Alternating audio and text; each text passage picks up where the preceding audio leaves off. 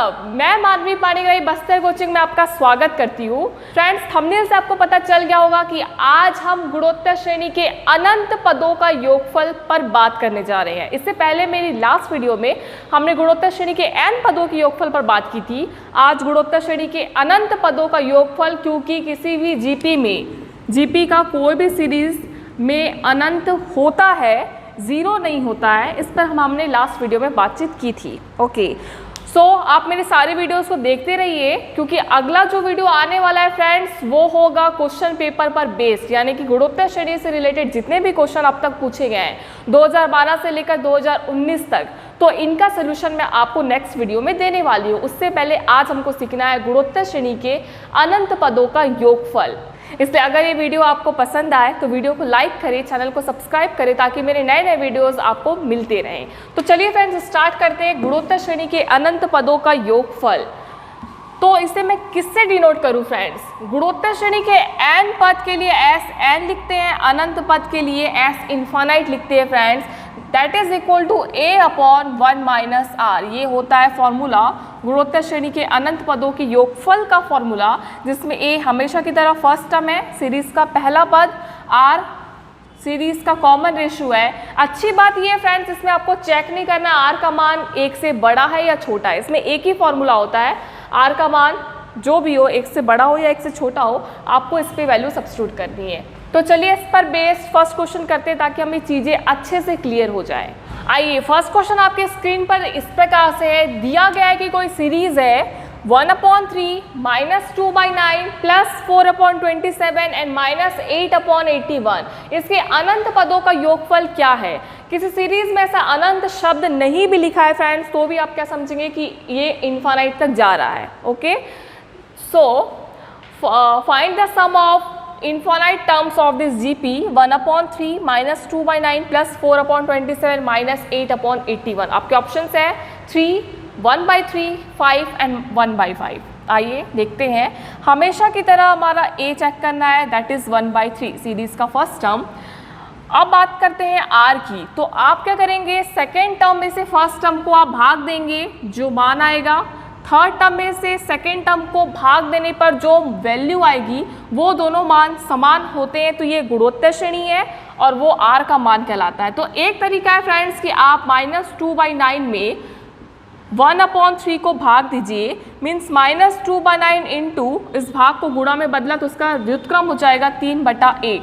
3 एकम 3, 3 दूनी 3 तिया 9।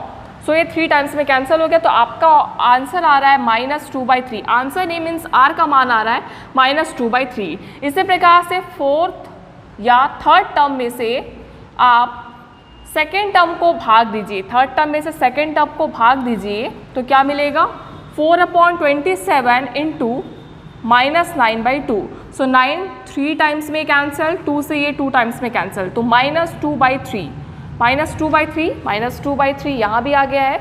मीन्स R का मान जो है कॉमन रेशियो वो सेम है फ्रेंड्स। ये तो एक तरीका हो गया R का मान फाइंड करने का, लेकिन आपने देखा इसमें ज़्यादा टाइम लग रहा है, क्योंकि आप सेकेंड टर्म को लिख रहे हैं, फिर फर्स्ट टर्म को लिख रहे हैं, भाग दे रहे हैं, गुणा को भाग में बदल रहे हैं, इस तरीके का काम, तो टाइम वेस्ट है। तो आप देखिएगा यहाँ 1 लिखा है, 1 का डबल 2, 2 का डबल 4, 4 दूनी 8, डेफिनेटली इसके बाद क्या होगा 8 दूनी 16, नेक्स्ट टर्म है ना। तो आप देख रहे हैं आपके अंश में या न्यूमरेटर में क्या मिल रहा है, प्लस माइनस मिल रहा है, तो आपको मिलेगा -2। क्यों ऐसा? क्योंकि -2/1 -2 +4/-2 -2, इस तरीके से। तो अंश में मिल गया -2 और डिनोमिनेटर में देखिए 3 तिया 9, 9 तिया 27, 27 तिया 81, 81 तिया कितना होता है 243, इस तरीके से। तो ये डिनोमिनेटर में सारे पॉजिटिव मार्क्स है, इसलिए आपको मिलेगा +3। तो ये इस तरीके से आप करेंगे, ज़्यादा टाइम वेस्ट नहीं होगा फ्रेंड्स। अब आपको फाइंड करना है S इन्फानाइट, मीन्स गुणोत्तर श्रेणी के अनंत पदों का योगफल का फॉर्मूला होता है A/1 - R। A का मान है 1/3/1 - R का मान अभी निकाले -2/3। तो हमारा माइनस, इस फॉर्मूले का माइनस और ये -2 मिलकर हो जाएंगे -2/3। That is equal to 1/3 whole divided by 3 एकम 3, 3 + 2 5 अपॉन ऑलरेडी यहाँ पे 3 है, तो आप देखिए इस 3 से 3 खल्लास, तो आपके पास बचेगा 1/5, मीन्स ऑप्शन डी फ्रेंड्स। ठीक है, आप डायरेक्ट कैंसिल कर सकते हैं। अब तक आपने क्या सीखा है, 1/3 इस भाग को गुणा में बदल के इसका व्युत्क्रम करते हैं 3/5। अब तो कैंसिल हुआ ना, तो आप इस तरीके से डायरेक्ट करने की प्रैक्टिस कीजिए friends. Okay, so second question देखिए आपकी स्क्रीन पर। अनंत श्रेणी दिया गया है 2/3 plus 3/3² plus 2/3³ plus 3/3⁴ plus 2/3⁵ plus 3/3�6। इसका योगफल क्या होगा? आपके ऑप्शन है 2, 9/8, 8/9 एंड 8/7। आइए देखते हैं फ्रेंड्स। सबसे पहले आपको चेक करना है क्या ये समांतर श्रेणी है या ये गुणोत्तर श्रेणी है। जब समांतर श्रेणी में बात करते तो अनंत श्रेणी उसमें होती नहीं है, कोई भी पद अनंत नहीं हो सकता, तो समांतर के लिए चेक करने का कोई ज़रूरत ही नहीं है। तो गुणोत्तर में आप चेक करेंगे तो क्या मिलेगा? सेकेंड टर्म है 3/3²। इसमें मैं फर्स्ट टर्म को भाग दे रही हूँ, दैट इज़ 2/3। सेकेंड टर्म को मैं फर्स्ट टर्म को भाग दे रही हूँ, तो 3/3², आप उसको ऐसे कैंसिल भी कर सकते थे, इनटू 3/2। तो एक 3 से एक 3 कैंसिल, 2 से 2 कैंसिल, मीन्स आपको मिल रहा है 1/3। यही मिल रहा है ना फ्रेंड्स।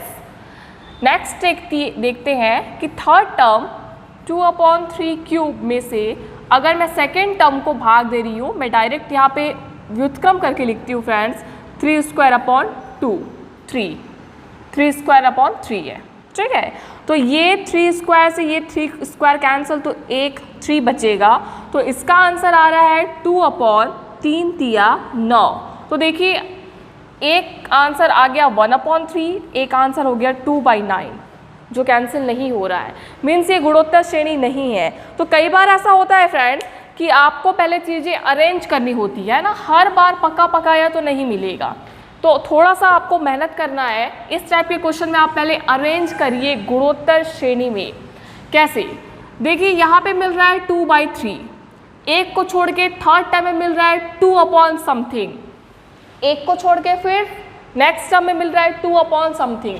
तो आप इस 2 वाले को वन साइड कर लीजिए और 3 वाले टर्म को वन साइड कर लीजिए, फिर देखिए गुणोत्तर श्रेणी आता है या नहीं। बाद में इन दोनों का अलग अलग सम निकाल के हम ऐड कर लेंगे, मर्ज कर लेंगे।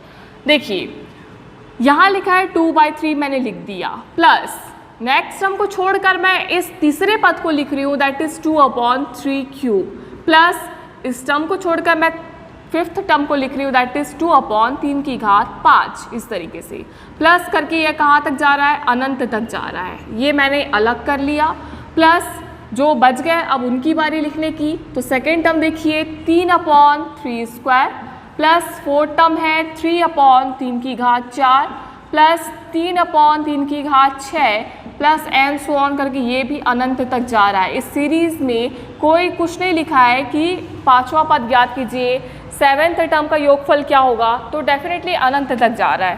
क्वेश्चन बोल दिया है कि अनंत श्रेणी। ठीक है फ्रेंड्स, तो आप ऐसा कर सकते हैं क्या, 1 + 4 + 7 को आप 1 + 7 + 4 नहीं लिख सकते क्या? आंसर तो उतना ही आना है, सिर्फ आप प्लस को क्या किए, अरेंज किया आपने अपने हिसाब से। अब देखिए मैंने क्या किया, 2 वाले को वन साइड, 3 वाले को वन साइड। अब देखिए सेकेंड टर्म में फर्स्ट टर्म को भाग दीजिए, तो क्या मिलेगा, 2/3³ × 3/2 भाग दिया मैंने, व्युत्क्रम किया, ये सारी चीज़ें बहुत कर चुके हैं। तो ये 3 से ये एक 3 कैंसिल, तो 3² बचेगा, 2 से 2 खल्लास, मीन्स मिल रहा है 1/3² मतलब 9, 3 × 9। यहाँ देखते हैं सेम, 2 से 2 कैंसिल हो जाएगा, 3 की घात 3 है या 3 की घात 5 है, तो 3² मिलेगा। तो ये गुणोत्तर श्रेणी बन गई है। यहाँ देखिए 3 से 3 कैंसिल हो जाएगा, 3 की घात 2 है, 3 की घात 4 है, मीन्स 3²। देखिए 3/3 की घात 4 × 3²/3, 3 से ये 3 कैंसिल, ये 2 टाइम्स में कैंसिल, 3² बचा।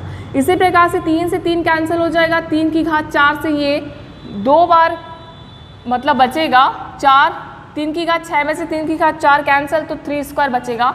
मीन्स आप देख पा रहे हैं कि दोनों का जो कॉमन रेशियो है ना फ्रेंड्स, वो 1/3² आ रहा है। यहाँ पे r का मान आएगा 1/3², मीन्स 1/9, और a का मान ऑलरेडी कितना है, 2/3 है, प्लस यहाँ पे भी कितना है, a का मान है 3/3², आप इसको अच्छे से लिखिए तो 1 3 से 1 3 कैंसिल, तो बचेगा a का मान 1/3 और r का मान कितना आ रहा है 1/3² मीन्स 9। अब करते हैं फॉर्मूले का यूज़, दैट इज़ क्या होता है s infinite equal to a/1 - r होता है। तो मैं क्या लिखूँ, a का मान 2/3 अपॉन 1 - r का मान 1/9 मैंने लिख दिया, प्लस क्योंकि इन सारे सीरीज़ को ऐड किया जा रहा है इसलिए प्लस यहाँ पे a का मान कितना है 1/3 मैंने लिखा 1/3 अपॉन 1 - r का मान है 1/9। अब आप देखिए friends 2/3 whole divided bye 9, Ekam 9 - 1 8 upon 9 plus 1/3 as it is that upon 9 1 से 9 में से 1 घटाओ 8/9। आई होप कि चीज़ें आपको समझ में आ रही है फ्रेंड्स, ठीक है। चलिए अब मैं क्या लिखूँ, 2/3 इस भाग को मैंने गुणा में बदला तो इसका हो जाएगा व्युत्क्रम 8/9 हो जाएगा 9/8 प्लस 1/3 मैंने एज इट इज़ लिखा 1/3 होल डिवाइडेड बाय, अच्छे से लिख लेते हैं 1/3 डिवाइडेड को हमने लिखा गुणा में तो इसका व्युत्क्रम मीन्स 8/9 हो जाएगा 9/8, तो ये 3 टाइम्स में कैंसिल, ये भी 3 टाइम्स में कैंसिल, तो कितना मिलेगा 3 दूनी 6/8 प्लस 3 एकम 3/8, तो आंसर कितना आएगा 8, इसका एल्शियम आ जाएगा 6 और 3 हो गया 9 मीन्स 9/8 आया आंसर। चाहो तो फ्रेंड्स आप इसको क्या कर सकते, 2 से ये 4 टाइम्स में कैंसिल कर सकती थी, तो यहाँ आ जाएगा 4, यहाँ आएगा 8, इनका एल्शियम लेंगे तो वो टाइम वेस्ट है, इसलिए मैंने इसको जानबूझ के कैंसिल नहीं किया है ना। सो इसका करेक्ट आंसर है 9/8 माय फ्रेंड्स। आई होप ये क्वेश्चन आपको समझ में आ गया होगा, अगर कोई डाउट है तो आप कमेंट बॉक्स में लिख सकते हैं। आइए फटाफट से थर्ड क्वेश्चन समझने का प्रयास करें, प्रयास नहीं करना है समझना ही है। क्वेश्चन कह रहा है यदि किसी गुणोत्तर श्रेणी का पहला पद जो फर्स्ट टर्म है वो दूसरे से 2 ज़्यादा है, यानी कि पहला पद 2 ज़्यादा है दूसरे से, उसके अनंत श्रेणी का योग 50 है, तो सार्वनुपात आपको फाइंड करनी है। In arithmetic progression, if first term is more than 2 from its second term and sum of its infinite series is 50, then you have to show the value of common ratio. Options है 4/5, 3/5, 9/10 and -6/5। आइए देखते हैं, कह रहा है कि जो पहला पद है ना बच्चों वो a+2 है, यानी कि फर्स्ट टर्म 2 ज़्यादा है, किससे, सेकेंड टर्म से। दूसरा पद AR, आप जानते हैं ना गुणोत्तर श्रेणी का जो जनरल फॉर्म होता है AR, AR², AR3 इस तरीके से होता है, ठीक है। तो जो पहला पद है वो 2 ज़्यादा है, किससे, सेकेंड टर्म से। अब मैं इसको इक्वेशन में कैसे लिखूँ, तो इक्वेशन में लिखने का तरीका फर्स्ट टर्म को वही लिखिए, सेकेंड टर्म को वही लिखिए, 2 कौन ज़्यादा है, A ज़्यादा है, तो मैंने क्या किया सेकेंड टर्म में से 2 ज़्यादा किया, जिसमें जो ज़्यादा नहीं है वो किया, तब जाके इस पहले वाले पद के बराबर हो रहा है। मेरी बात समझ में आई फ्रेंड्स? एक बार फिर से कह दूं कि ऑलरेडी जो फर्स्ट टर्म है वो 2 ज़्यादा है, तो उसको कुछ नहीं करना है, जिसमें 2 ज़्यादा नहीं है तो मैंने ऐड किया, तब जाके इस पहले वाले पद के बराबर आ गया। आपने बचपन में सुना ही होगा, पढ़ा ही होगा, पिता की उम्र इतनी है, पुत्र की उम्र इससे कम है, या पिता की उम्र पुत्र की उम्र से इसका डबल है, तो जिसमें डबल नहीं होता हम उसमें डबल करते, तब जाके पिता की उम्र से इक्वल होता है। इसका एक एग्जाम्पल से समझते हैं फ्रेंड्स। सपोज मेरे पास एक हाइटेड लड़का है और एक स्मॉल हाइट वाला लड़का है, एक छोटा लड़का है, एक लंबा लड़का है, तो आपको क्या करना है, इन दोनों की हाइट को इक्वल करनी। तो आप क्या करेंगे, जो लंबा है उसका गला काट देंगे क्या कि इस छोटे के बराबर आ जाए, नहीं ना, ऐसा नहीं करेंगे।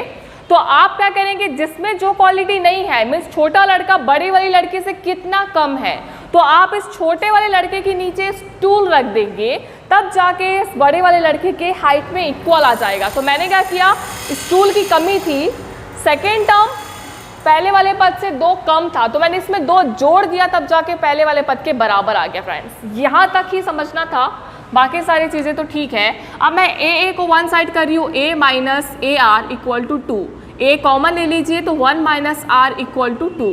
आगे कुछ नहीं कर पा रहे, समीकरण 1 देकर छोड़ दिए, ठीक है। नेक्स्ट इन्फॉर्मेशन दिया गया, उसके अनंत श्रेणी का योग 50 है, मीन्स आप क्या जानते हैं, S infinite that is equal to A upon 1 minus R, ये फॉर्मूला आप जानते हैं ना, दैट इज इक्वल टू 50, ये दिया है क्वेश्चन में समीकरण 2।